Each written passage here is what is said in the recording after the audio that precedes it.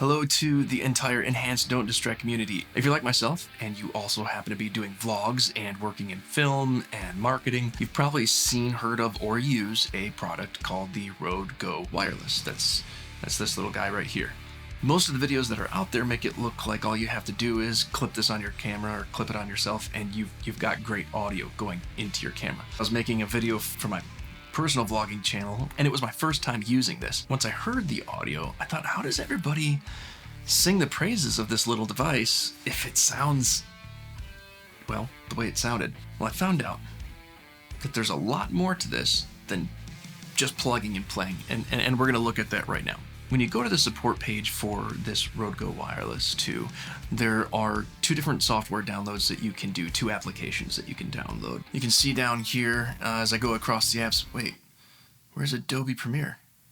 Oh, that's right. Nobody uses that anymore. Let's go over here. This is it. This is called Rode Central, and that's the one you're gonna wanna download in order to get the best quality out of this microphone, and we'll show you why. And it's telling me that I need to connect a device. So I'm gonna go ahead and plug into the USB-C on here. Look at that. Now we see some devices. We also see that the battery needs to charge on this thing. The last camera that I had this on was a GH5S, but this is just it. Okay, I can turn on my backlight, camera gain mode. You've got a couple of different things here. Split mode between like how it's sending the signal out into something. Is it gonna do a mono sum? Is it gonna do a left right?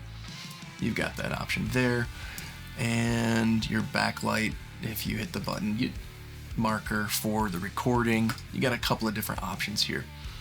These are all really cool things to know when you're going to be using this microphone on a production or on a video, on a vlog, on something, anything, really. Here's the key part, right here. It says GH5S.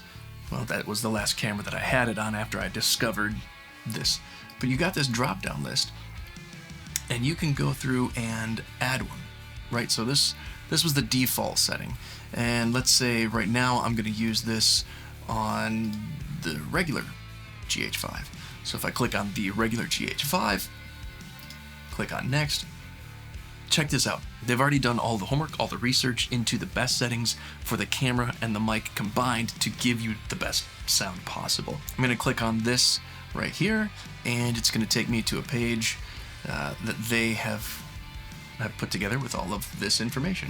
It's gonna tell you all of the steps that you need to go through on that GH5 to get the optimal settings paired with the settings that are in the GH5 preset for the wireless mic itself. I've done reading through that and done going through the camera and changing those settings. I'm gonna go ahead and click add, and now this is set to the GH5 preset. And there you go. Now you plug the, go ahead and unplug this from, I'm gonna leave mine plugged in right now because it's dead. But you can unplug that, you can plug it back into your camera and use the lav, and with your camera and the receiver with those correct presets in place, your audio will sound so much better.